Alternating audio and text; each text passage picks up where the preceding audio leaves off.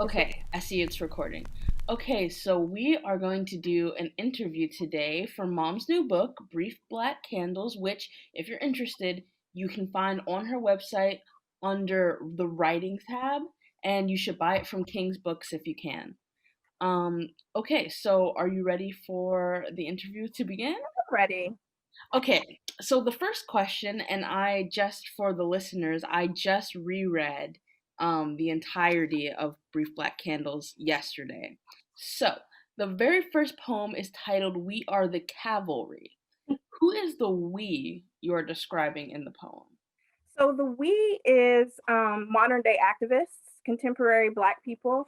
Um, in the past, we look toward the civil rights movement and all of the unification and uprising that people did to protest the way that Black people were treated in this country. Mhm. And in recent years, um, we've seen so much death by obsessive force, police brutality. It's almost like that revelation, like, wait a minute, we are the heroes that we've been waiting for. We Mm. are the people that we've been waiting for to rise up. And that's what that whole poem is about. And I wrote that probably not long after Sandra Bland was Mhm. murdered. Uh, Yeah. and I just was feeling a lot of anger, a lot of frustration, and it's almost a directive to myself and Yeah. to other people of my generation and younger, like, it's us. It's time for us to take a stand. Yeah. I love that poem. I think that's a good place for the whole collection to start.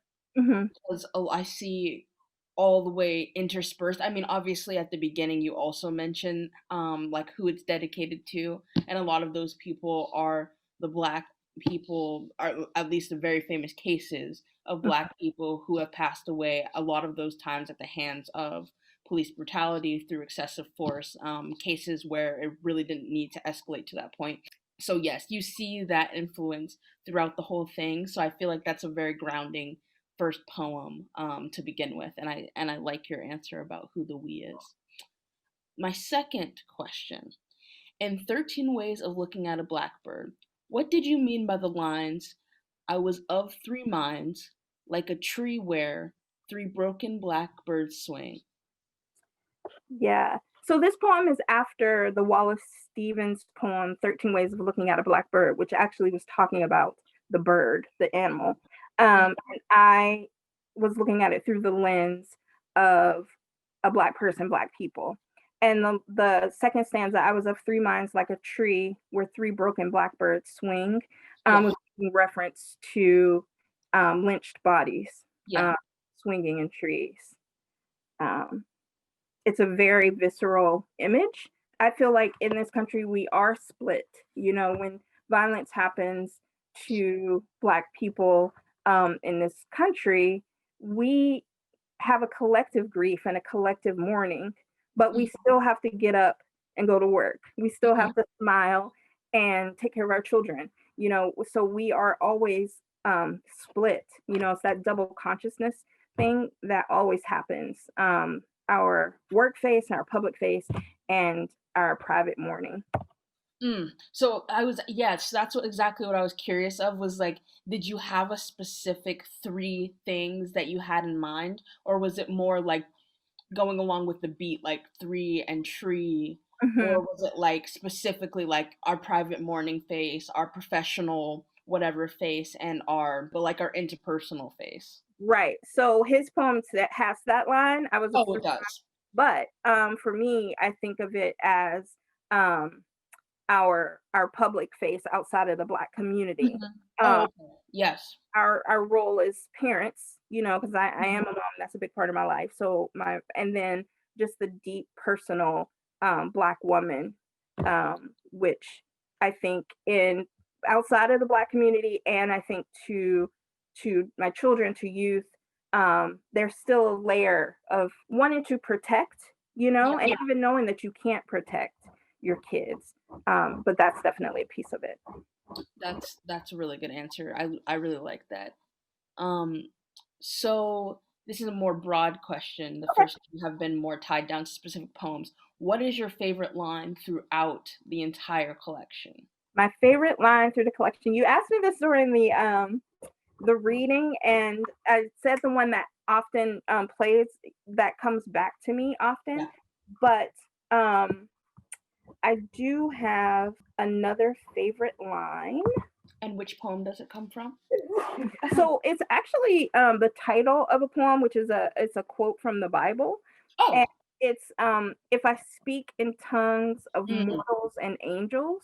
The complete quote is, yeah. if I speak in tongues of mortals and angels, but do not have love, I am a noisy gong or a clanging cymbal. Mm, And I thought about that in writing this poem. right. Um, because this poem is about being alone and being lost without that love. And the first line is the echoed clang of my keys, Mm-hmm. and which makes reference to me in terms of a noisy gong or a clanging cymbal, because Right. and that's all that continues. And I'll just read the poem so it's not just out there and Sure. big. If I speak in tongues of mortals and angels, the echoed clang of my keys in the door wakes no one. Specters from the past never sleep, ever. My shadow stretches, as desperate as a charred wick, reaching for the stream of smoke that thoughtlessly severs their prior bond, using the harsh illumination intruding from the curbside to reach out toward the wispy figures lurking in half forgotten words. Mm, I love the half forgotten words. Mhm.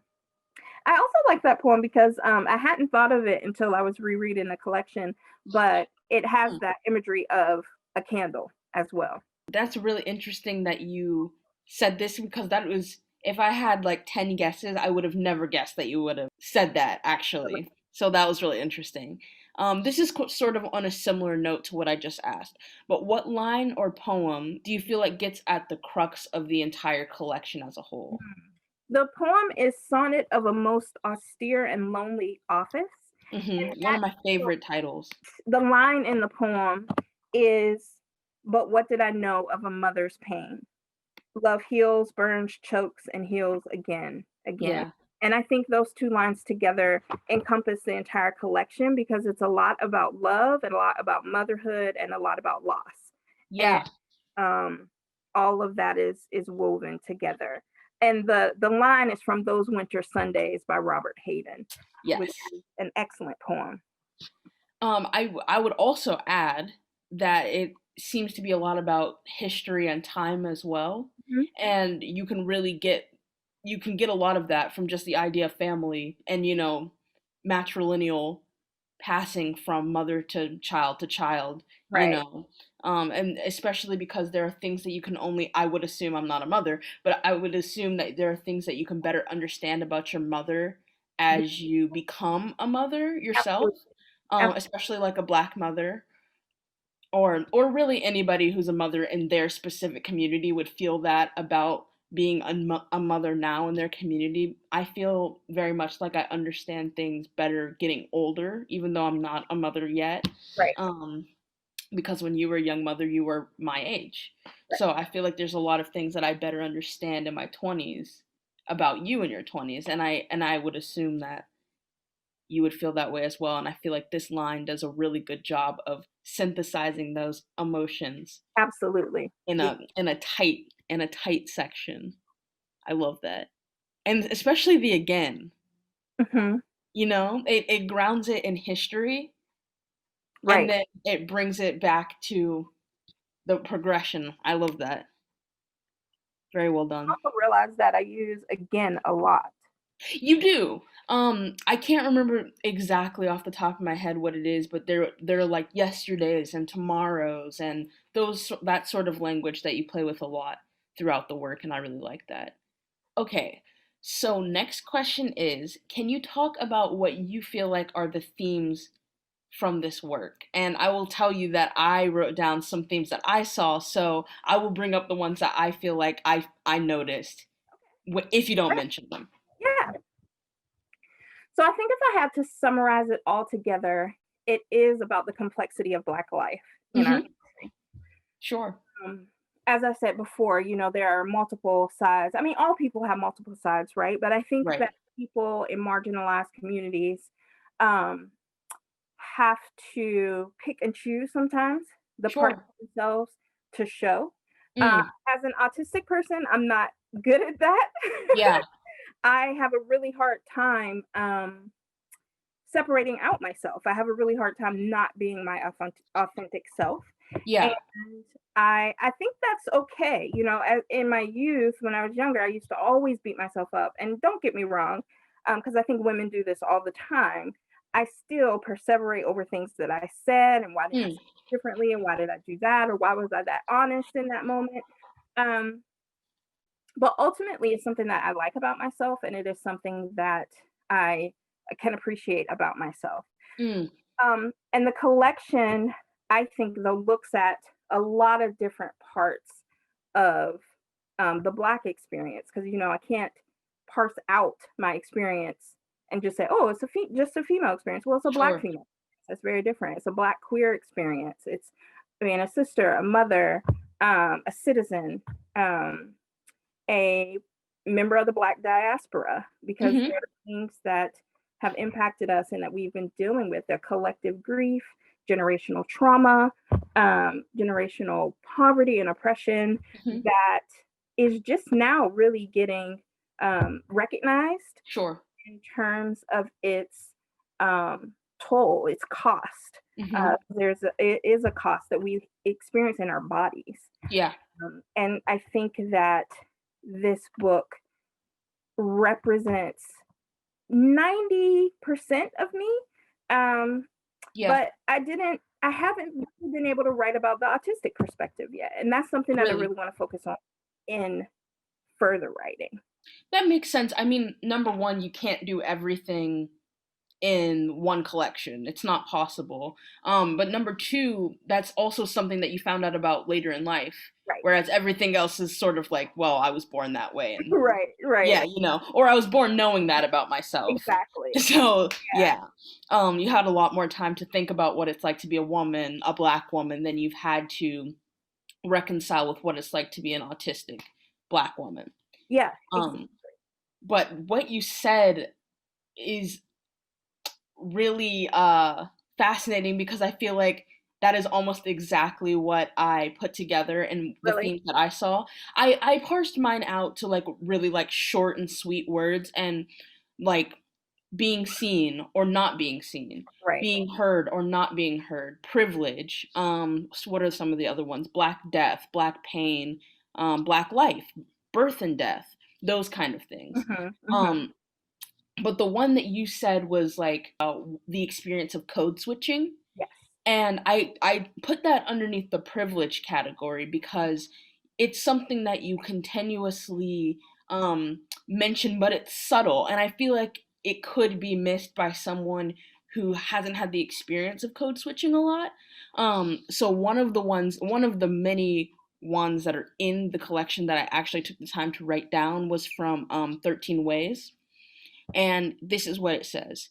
History fills the long window with glass privilege. And then a little bit later it says, I know towering ivory dialect and corset tight diction, but I know too the blackbird patois is at the heart of all I know. Yeah. And I wrote that down under privilege because to me, when I read that section, I imagine like Johns Hopkins and Swickley and Charles Wright and like those sort of, and Bryn Mawr, but obviously that's my experience, not yours. But these are like what we call PWIs, which is predominantly white institutions where there's a sort of expected way of speaking.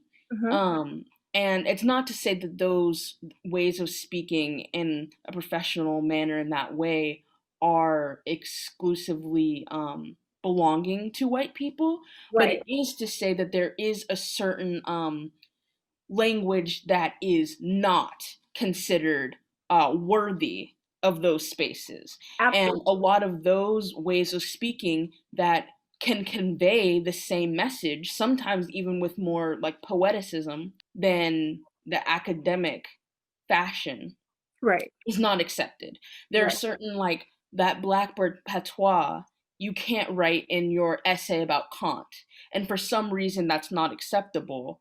at those levels. So when I read that, I was really like, that is a beautiful way of describing with imagery the experience of having and being expected to code switch for the benefit of other people. Right. Absolutely. I took a class as professional development a number of years ago, maybe 5 years ago, called Other People's English. And it was at Mm, Stanford. It was a teacher's conference, but it was all about the idea that African American vernacular English, as well as Spanglish and sure. other mixed dialects, were absolutely appropriate languages because they Yes. have their own rules. It's just a different dialect. It's not standard diction or formal Hmm. diction, but it's its own language Right. that is valid. Yes. And there's that validity is the question, like, and it makes you, it's a gatekeeper, right? Yes. Because there are certain ways that you're going to be looked at and certain you're going to be taken more seriously or not if you speak a certain way. Now, Right. I grew up, my mother, both of my parents spoke formal diction, but we also spoke, we speak African American vernacular English as well, but we Sure. always get people will always ask us, myself and my siblings, why do you speak so white? As Hmm. if, like you said, the language, formal diction belongs to white people and it doesn't belong to everybody else. Right. I just have always gone back and forth. And when I was lucky enough to spend a summer at Breadloaf School of English at Middlebury, and I had a really amazing, I call it English Nerd Camp, and I had a great poetry class. I won't say the professor's name. I really liked him, but I won't say his name because I had written a poem. We were asked to write a poem using aphorisms Hmm. or, turns of phrase. And in it, I used African American Vernacular English or AAVE. And he said, wow, this is the first time that I feel like this poem is authentic to you. Mm. I feel like you haven't used your authentic voice in other poems. And I found that I didn't take offense at it because I tend to, sometimes it takes me a while to process and to think things through. And it wasn't until I was telling another poet, a good friend of mine who knows my work, Carrie Fisher, and she said, how dare he? Yeah. Sure. He was automatically assuming that my first language was AAVE, my natural language. Um, and while that is one of my natural languages, formal English, standard English is my natural language as As well. well. But he Yes. didn't accept that the same sounding poem that one of my white colleagues would have written um, was something that I would have written. And he thought that I was Exactly. writing everything in AAVE. And that's not who I am. It's a part of who I am. And I Right. do worry about losing it. There are sometimes I know I text you and Matt often. I'll say, do you ever remember me saying this phrase? Hmm. And it's because it's such an ingrained piece of how you would say something or express something in AAVE. And I'm like, wow, have I not passed that on to my children? Um, and will they be able to have that? Because one of the only things we have in the American Black diaspora is that is AAVE. That's like Yeah. one we don't have our saints. We don't have our customs, and we Mhm. came from all different countries, right, in Africa. But what what we developed here as a people is AAVE, and Yeah. it feels good when I slip into it. Yeah. I mean, that makes sense. It is a part of the experience. Um, and it tethers back to history. Yes, And that's always important to be in touch with your roots, and I feel like that really comes out in the collection. Something that you had just said was that you felt like AAVE was something that you didn't want to lose a connection with, but at the same time, you didn't want to be sort of pinned down as if that's the only part of yourself, as if you weren't capable of speaking in the standard language of academia, for better or for right, worse, right, because you're an extremely educated person. And so it is offensive that somebody would assume that you were not being authentic when you right, were speaking in that standard American English academia level Right. um, way. Exactly. But that reminded me of a part of a different poem, which is Spade and Winter, where it says, dumbfounded, struck dumb, mute, deaf, blind, impaired, helpless, exhausted, buried in human soil that gave me no air to answer. My stillborn response yearns like a spade in winter, powerful, though tarnished with the rust of my silence, waiting to gouge. That is beautiful, but I feel blessed to know the story behind it, and I can't unknow the story behind it. So I'm curious to know what somebody who does not know the story behind this Yeah. poem is. So I know that you don't want to say names, you don't want to go into explicit details, but if you want to briefly explain the story behind this. So there is a quote that is the epigraph Mm, at the beginning. Epigraph, mhm, yeah. I woke up this morning exhausted from hiding the me of me. And yeah. that's taken from Bronx Masquerade, which, as you know, Mhm. by Nikki Grimes, is a book that I've taught for many, many years. And the thing about Bronx Masquerade that I don't know if you do know is that I did not bring that book to the school. That book was a part of the curriculum before I got there. No, I And, didn't really. and I read it. It's a book about a very diverse group of students, Black, Latina, Latinx, Mhm. white, everything, Yeah. um, Asian.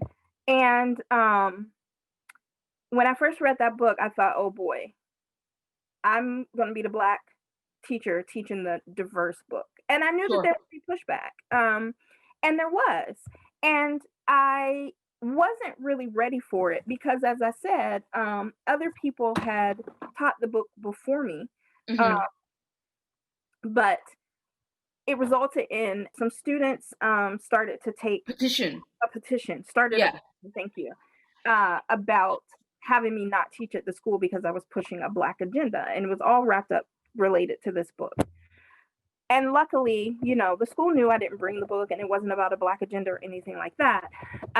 But when I had a meeting with one of the parents, that the first stanza is what the parent said. We really wouldn't have had a problem with the book if it had been about good Black people like you. Uh, Right. and it took me about 10 years to write that poem. It might Sure. have been a little longer than that. Um, I really was struck dumb. I really don't know how the rest of that meeting went. Yeah. I got quiet. I don't remember saying much else because I was struck dumb. And one of the questions I ask is, what is a good Black person? And who says I'm a good Black person? In Exactly. comparison, in relation to your standard. Uh, Sure. and so it was very interesting. And it was interesting too because the fact that they were seeing this is a Black book when it's a number of different races and religions and cultures represented.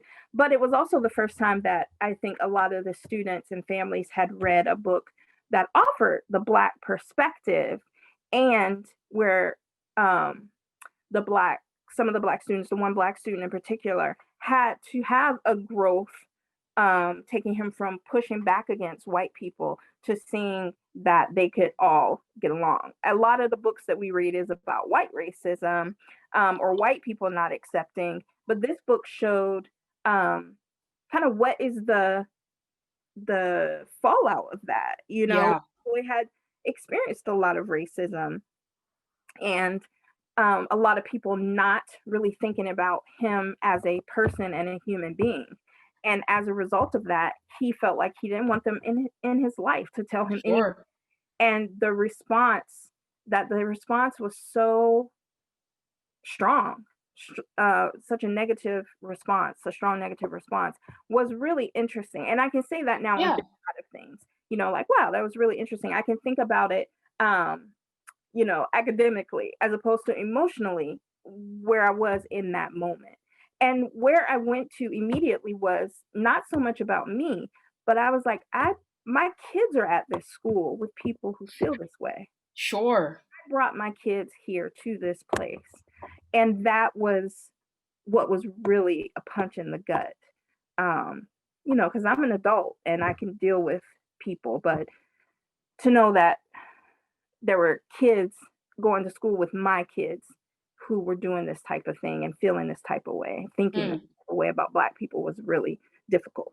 The other thing that you didn't mention during that section is not only were these the students that felt that sort of way, but the parent who said that to you had their child in your class, but was also a teacher Right, at the school too, right, who at the time you figured that once I got older, they would become my teacher. So that right, was like an added element right, of being like, oh my goodness, like when this towering ivory dialect and corset tight diction is the standard and they get to lord that standard over you and judge you with it, then it's very much like my job, my career rests in the hands of these people right, who have these expectations and this power, and that makes it very difficult to be the me of me that Nikki Giovanni refers to, because they're not giving you a lot of room to right. do that. Nikki Grimes, right, Nikki Grimes, yes, excuse me. Nikki Grimes. She would be, and you would be, exhausted from hiding the U of you, but the reason that you have to do that is because there's no choice in this corset tight space absolutely, for yeah. someone like you who occupies a double consciousness Okay, yeah, exactly, realm, which right. comes from Du Bois. There's Mm-hmm, the educated American self, mm-hmm, and then there's the black self. right, And when those two things compete in these towering ivory spaces, you have to sometimes hide elements of the black self in order for the American educated self to be present. right. And that's a frustrating and exhausting experience. Absolutely, yes. I would agree. That was the one that I wrote down because I felt like it was the first example and one of the most powerful, but you can see it layered out all the way through the Wow, collection, and I love it. thank you. Yeah, so I'm happy that you said that as a theme, because I was like, it's gonna be really funny if she says completely different themes than I even like wrote down at all. Okay, question 6. Let's talk about the poem Nightmares.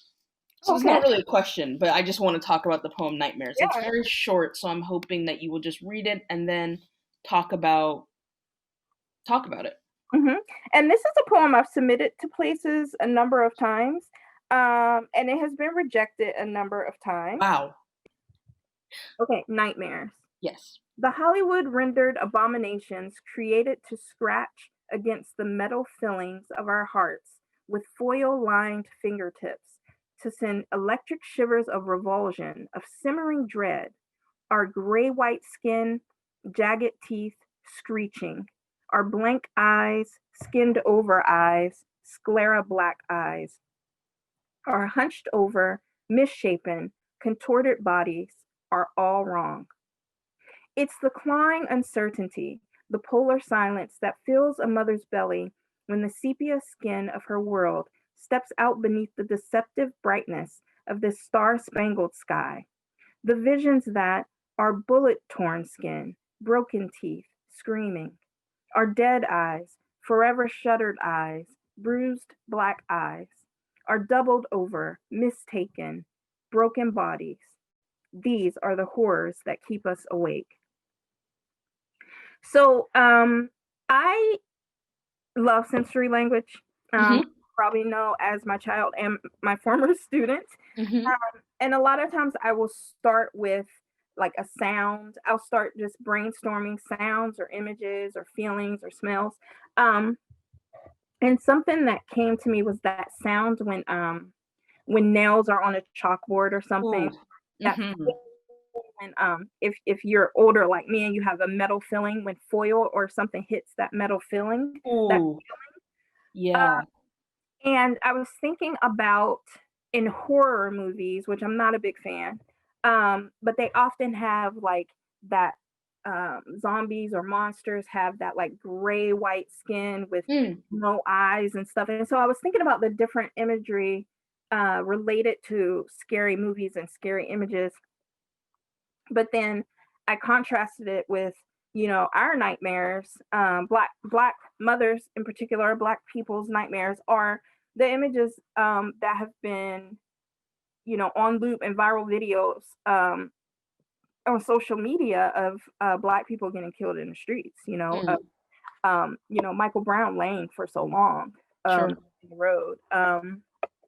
And these are the nightmares that we have sending our kids out. And I say kids, not just like it's not just mothers that send out kids, fathers send out kids, uncles, Yeah. aunts, teachers, friends, grandma, godmother. Like, I feel like collectively, when you think of us collectively as a people, our young people are our kids, and we send our kids out into the world, and we have to trust that they're going to return home. We have to trust that we're going to see them again. One of the things I know that used to drive you crazy was my assistance that we say goodnight every night, or that, we say goodbye if we're parting. Because I just have always had this, I always want to be able to think about whatever our last parting was, if something happens to either of us, that we acknowledged our love and that we had that closure. Hmm. Because you just never know. You never know if you're going to wake up in the morning. You never know if Sure. you're going to come back through the door.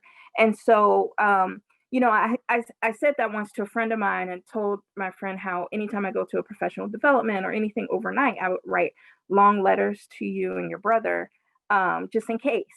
And she was like, I think that's really paranoid.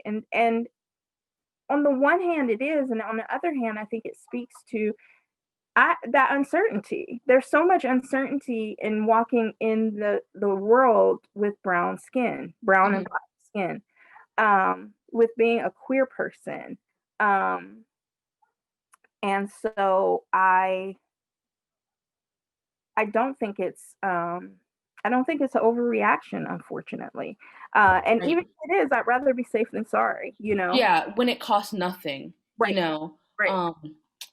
I mean, you write it right there. It's the clawing uncertainty. Yeah, And so when it's a card or a good night, it's not losing anything to do those right. things. And it's a turn signal that is the difference between life and death for a Yeah, black person. yes, Whereas like Dylan Roof killed so many people in a church, in a house of God, and he walked out with a bulletproof vest, and they got him Burger King.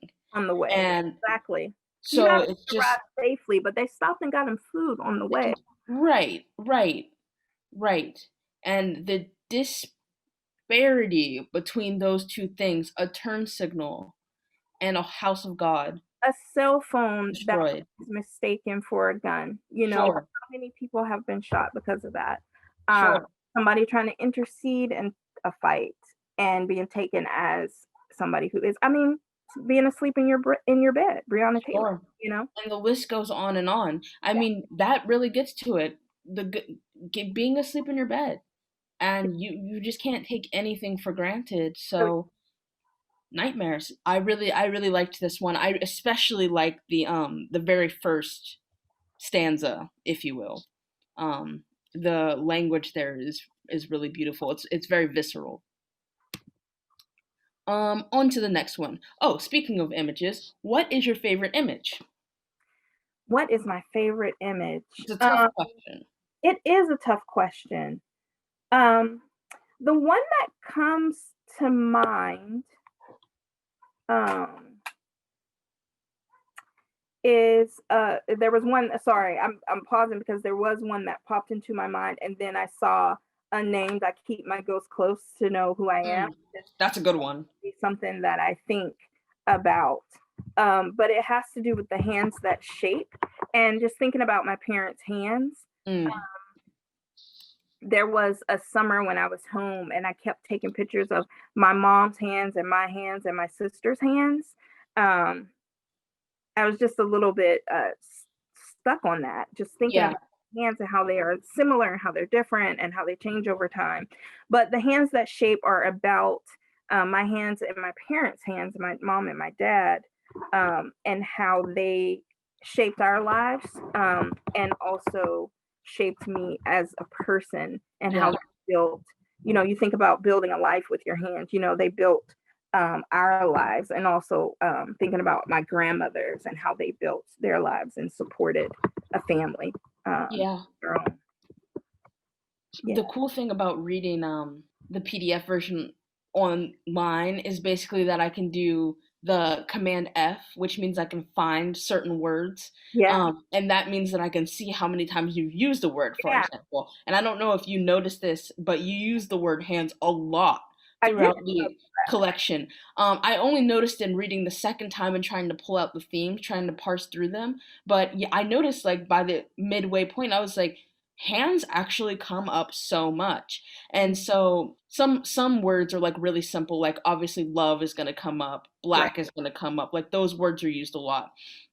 But hands are such a they have so many different meanings Mm-hmm. and different uses, Yeah. and The they dramaturg in evoke. me is Go ahead. fascinated. No, I was just going to say the dramaturg in me is fascinated. Like if I was looking at somebody else's work, and I do that. I count Hmm. how many words come up. That would be something like, wow, let's think about what this says about the collection, that hands come up a lot. Yeah. Yeah, you use it to evoke so many different things.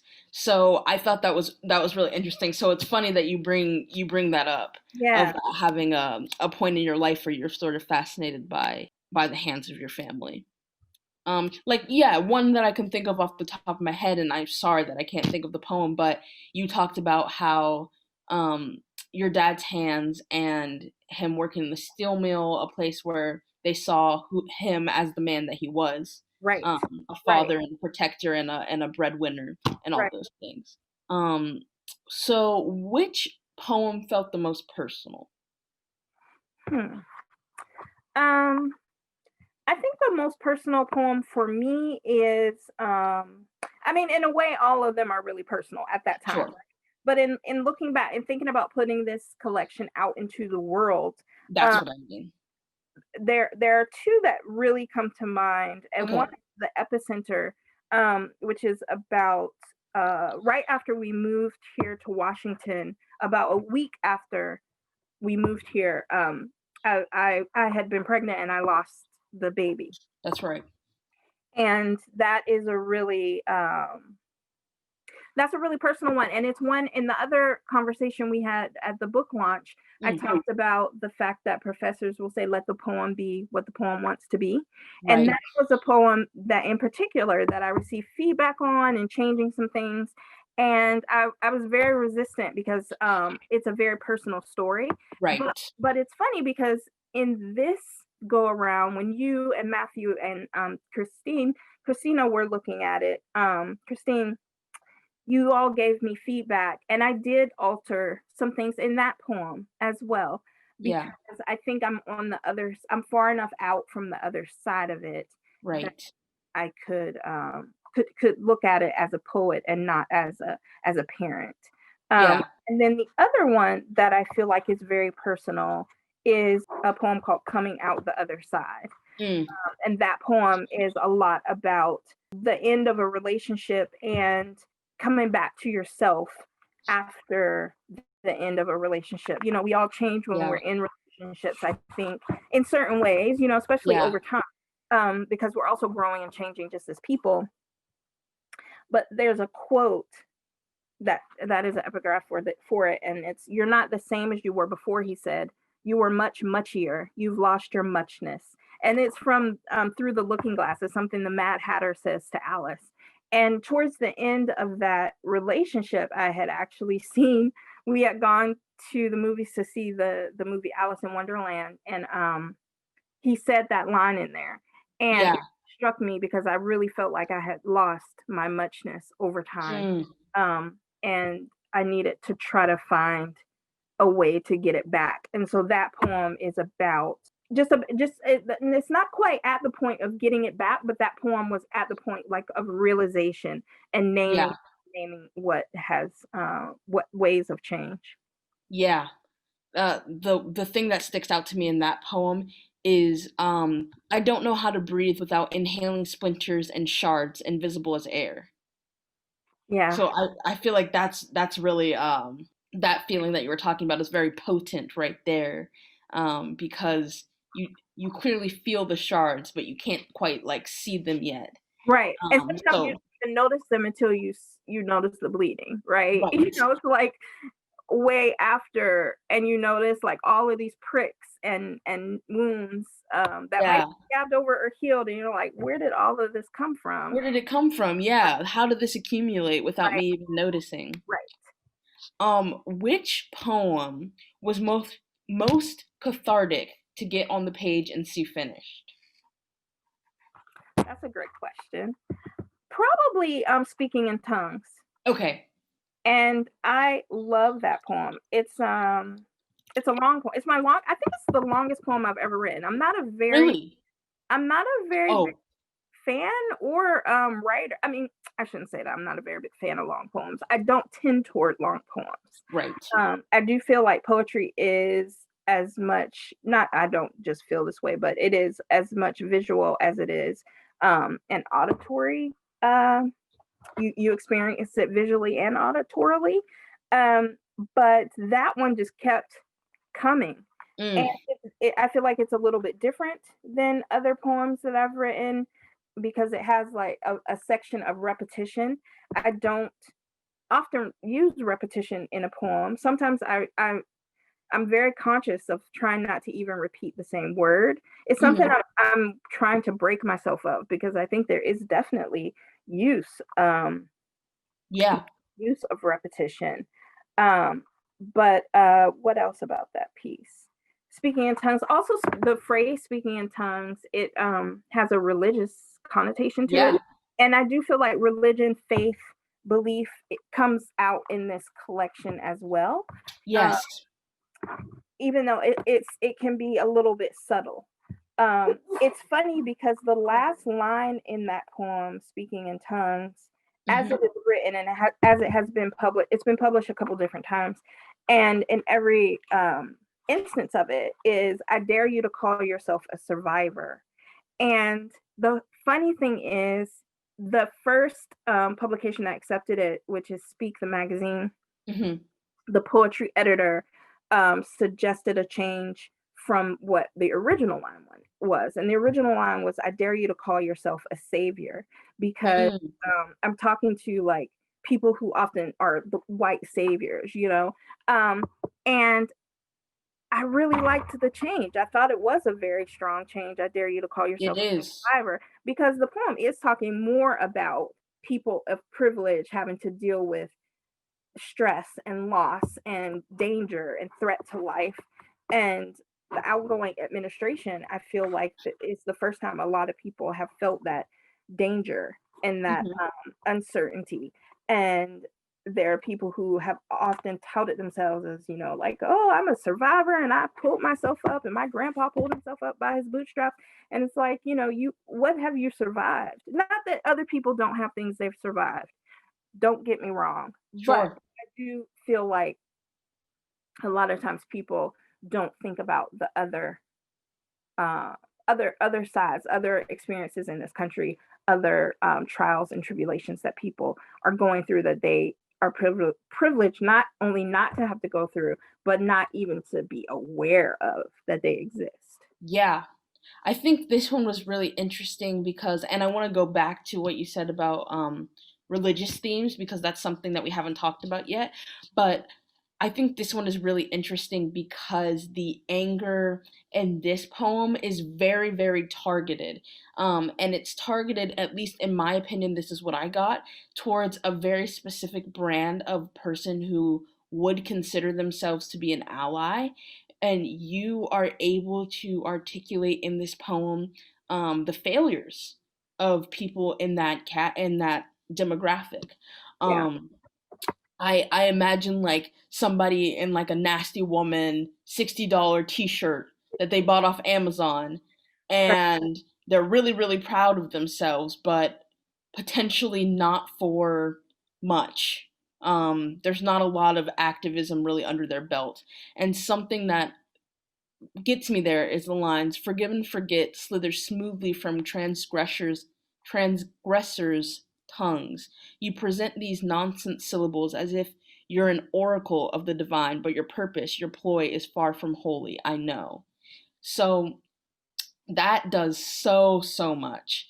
It really brings up those people who speak for Black people, instead of introducing Black people and letting them speak on the subject. Right. Um, just so many different things that does. Yeah. And the forgive and forget suggestion that you're implying that they are saying, it's beautiful. I love this so much.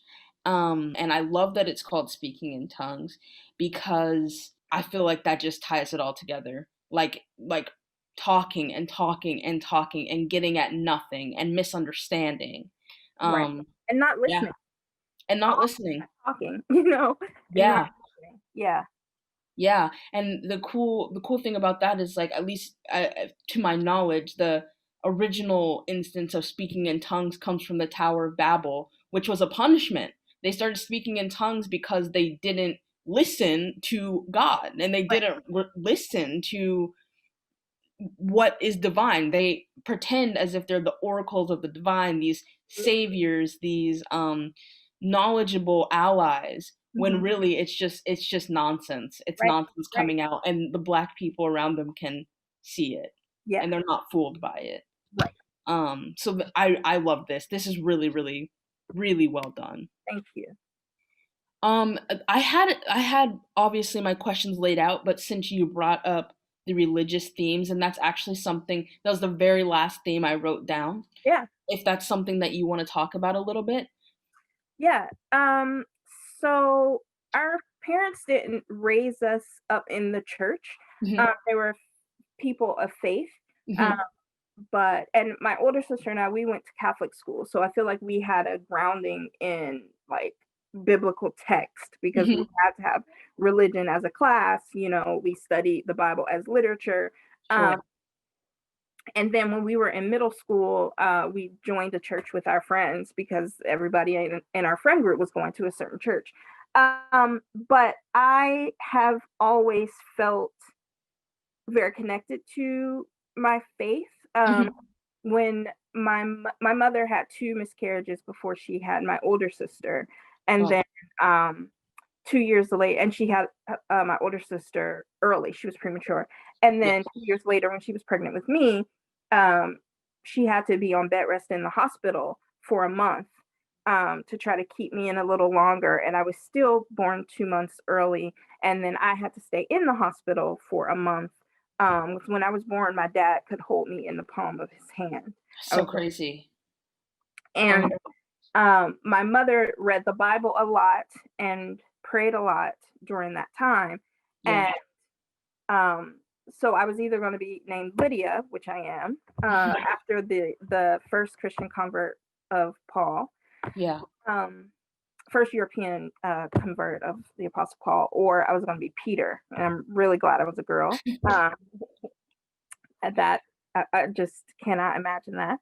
And I've always known that story, and I feel like that kind of has always made me think about grace and think about faith and think about being held in safety. Um, and my faith is a very big part of who I am. Yeah. I would say that I am more universal um, and like Unitarian ish Hmm. than Baptist, which is the church that my sister and I were baptized in, a Baptist church. And I often think about spirituality and faith and how things are all interconnected in the world, and that there is guidance and there is divinity. And because it is something that is often on my mind, I write about it. It comes Yeah. out in my writing. I write to understand. I write to reflect on things. I write to find the deeper meaning, to find the deeper meaning to me, to question. And I think that faith is something that I will always try to understand more, try to delve into, try to see where it connects to me, and it often comes out in my writing. Yeah. I love, and probably the reason why it was the last thing I jotted down was because it is so subtle. Mhm. And I feel like to some degree you might need an intricate knowledge and background in the biblical text to kind of see where it comes out, because there'll be really small things like I believe that the reason I did jot it down is because I noticed that you were talking about gnashing of teeth in Mhm. one poem, which is something that refers to like Revelation and the description of like hell, or what comes after Mhm. essentially. Then I was like, oh yeah, like this is something that actually speaking in tongues, like just a really small stuff, and it comes through, and I think that's really beautiful in and of itself, but also because of how much faith and religion, and specifically Christianity, has had to do with the African American experience in the Yeah. United States. Yeah, absolutely. Um, it was obviously, I mean, maybe historically the largest tethered to or for survival for the Black community. It kept people alive when there was absolutely nothing, not food, not proper treatment, not clothes, not anything to Right. keep people going. It was singing and Mhm. gospel and God and Yeah, faith. absolutely. So it's really in our blood, in our history, and the whole thing, as we talked about from the beginning, is Right. about those things. So I loved the subtlety there. Thank you. That was really cool. Yeah, I mean, and when you take a people's gods, when you take the names of their gods away from them, the knowledge of Hmm. them, then it's a way to break a people. And I feel that the connection to Christianity came out because that's what we had, right? Yeah, And sure. so that is something that was, I love the word tether because I feel like in certain ways in the Black diaspora we are an untethered people, um, Hmm. because of the disconnection from our roots. But I feel like we are, even though we're untethered from roots, we're kind of still all tethered together, and that's Sure.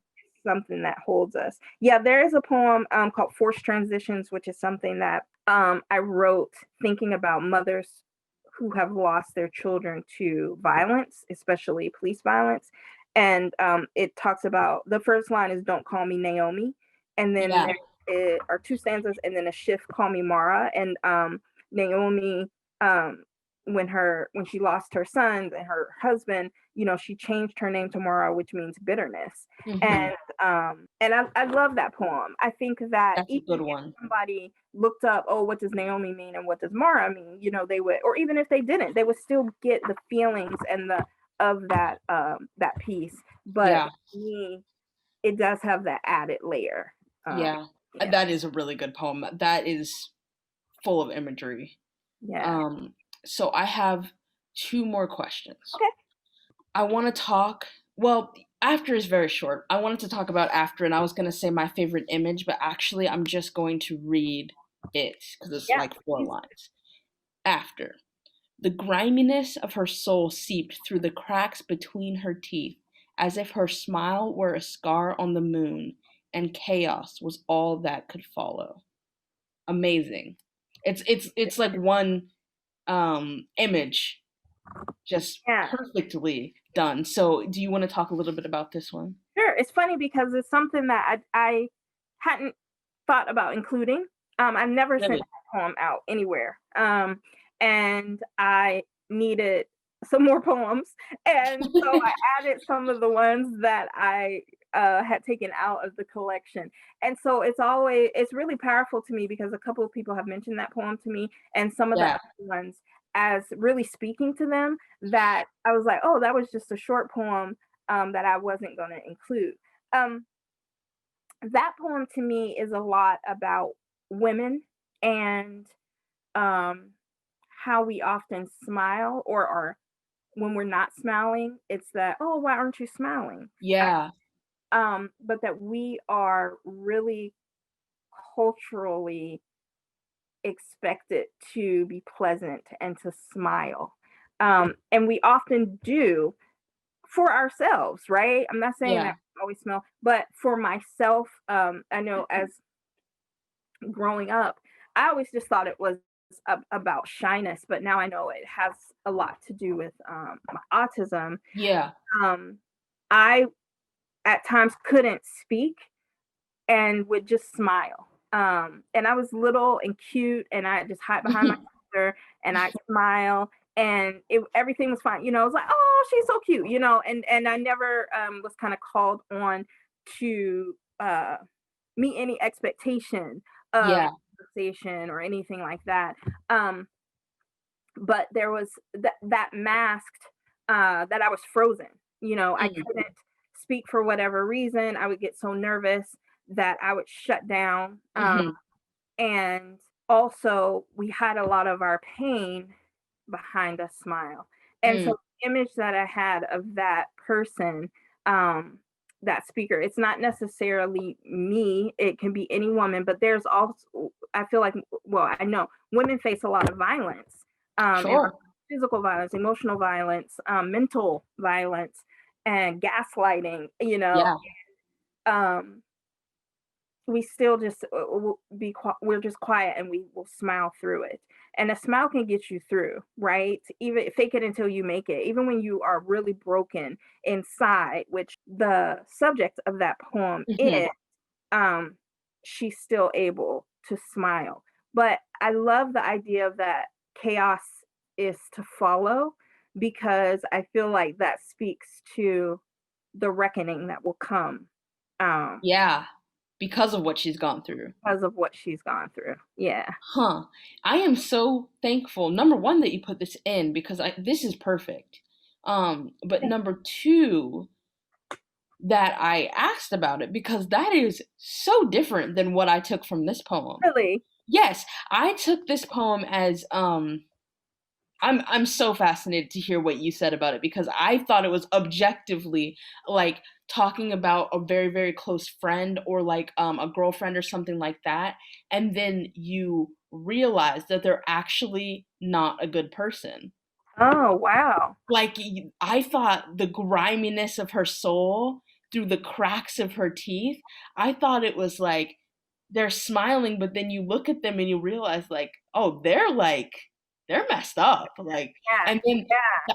that's why I thought chaos was to follow because I was thinking that that person is low key not nice or not good in some way, and some sort of like they have bad intentions, Right. and the Right. bad intentions are masked by a facade of Right. pleasantry.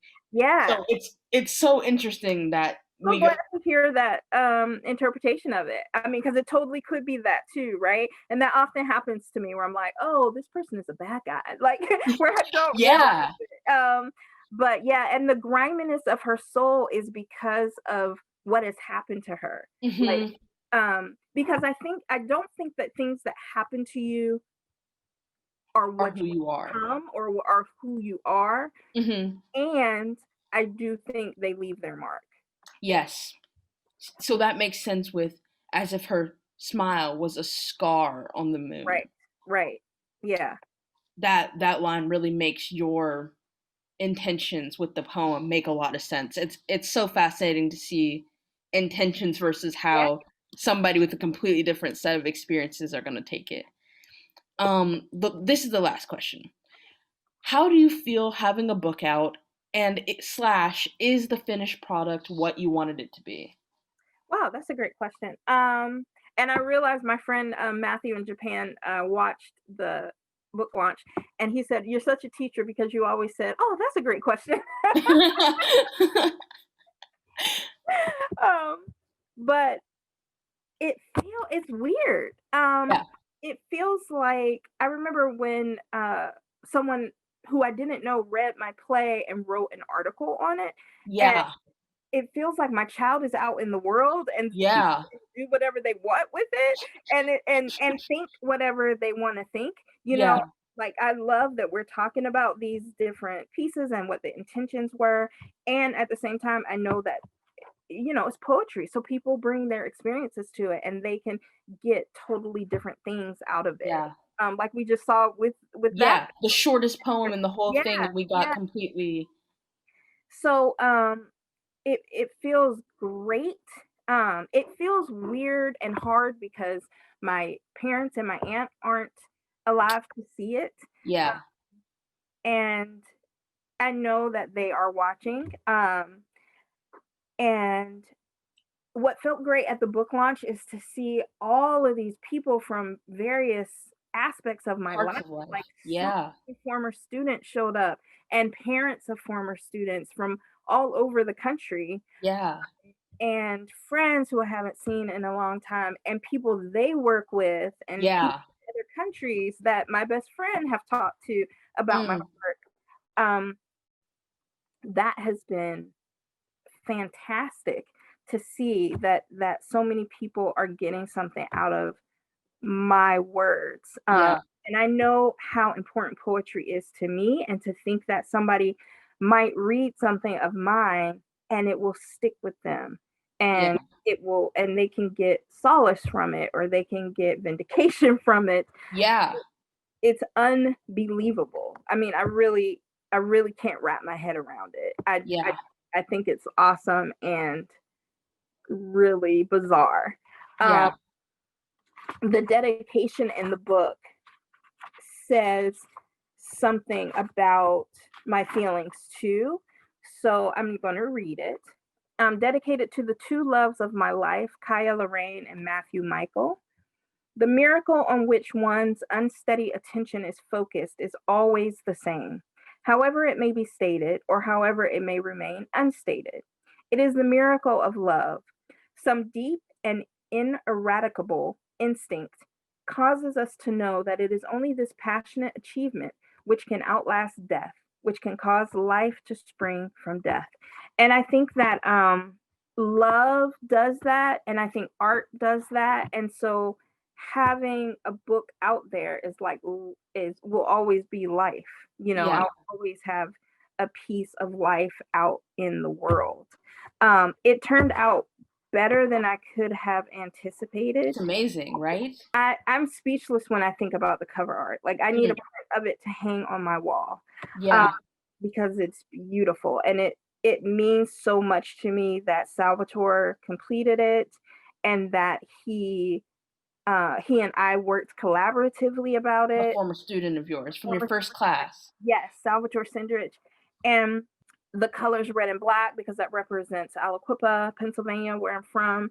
And also the font, even to be Mm. able to work with my publisher allowed me to have such input, really control over the color Yeah. and the font, which looks like candlelight to me, is really amazing because I know a lot of people who don't have control over their covers, and sometimes they Yeah. turn out horribly. It's tragic. Yeah. And so I feel like it's something that I can really that I'm super proud of, and Yeah.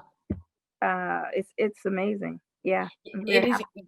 it is incredible, especially for a work that talks so much about not being the politics of not being seen and the politics of not being heard. The number of times you talk about being in the shadows or wearing a mask, oh, so many different things that we don't have time to just go over every single example. But it's amazing that you can talk about these things, and now hundreds, thousands of people have the potential of reading it and being like, Right, you understand me, though we haven't met. right, You understand my experience. You see me, even though I feel like I'm not being seen. So right, that is super, super cool. And for something that has to do so much with family and legacy, like you might not be here to see my kids' kids, right, but they can have the book. right, And that's just so crazy to think about. Like your great grandmother published this, right, and now you can read, though you may not be able to talk to her, this is what she thought right, about these different subjects. And this is her, because I wonder all the time, like, because I was so young when my grandma passed away and I never met my great grandma, like, their experiences of being Black women in those time periods, like, what was it like to see MLK shop? What was it right, like to vote for the first time in the history of your, be the first Black woman ever to write down your vote? Just so many different things I wish I could know, and mhm, I can't. And that's something that your great grandchildren will not have to experience right, because they'll always have this work, hopefully more, to read and to get to know you. And that's just so, so cool. It is. It is. And something that Ben Gorman, who's a publisher from Not a Pipe Press, Not a Pipe Publications, he said now he really thought that now was the time for this because now is the time when people who aren't being seen need to hear from somebody else who is experiencing, who knows what they're experiencing. Yeah. And also, he felt like now is also the time for other people who are awakening to be activists or are having the shutter of privilege removed from their eyes. Yeah. He felt like this was a publication of a set of poems that would speak to them and demonstrate some things they needed to learn. Yeah, the people that you were speaking to, the sort of target of your anger and speaking in tongues, Right. are at their most vulnerable and receptive right now, and very much, as you said, realizing that they have been out of touch with the experiences of people with less privilege than themselves. Exactly. And that's the horrible and kind of positive side of this unprecedented period that we're in. Exactly. Yeah. So, is there anything else that you want to say before we conclude?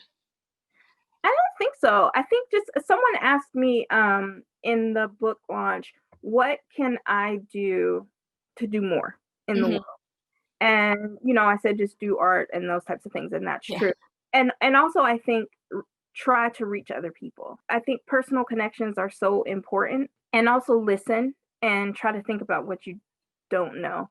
And I know it's hard because a lot of times you don't know what you don't know, but sometimes if you're just quiet and listen, then you may find that out. And question, now is a good time to question the truths, the concrete truths that you feel are concrete truths, because These assumptions. right. Yeah. A lot of assumptions that are not truths. And so I think that is really, really, really important to Question your truths. question your truths. And I Truths. think that's something I do in my writing, is Yeah. I try to question my truths. Like, I have this held belief. Well, let's investigate it a little bit deeper. All right. All Well, right. that is all my questions, and so that is the interview. Thank you, Kaya Yes. Valentine. And where can we find some of your writing? Well, you can find some of my writing in Speak the Magazine, and also I'm going to be featured, I believe, alongside you in an upcoming anthology with Not a Pipe Publishing. Yes, absolutely. So, which comes out in December, January? I want to say December, but we will have the information up on my website. I also believe it's December, and please go to Mom's website for information on that. Absolutely. Okay, Mama. All right. Love you, baby. Love you. Good night. Good night.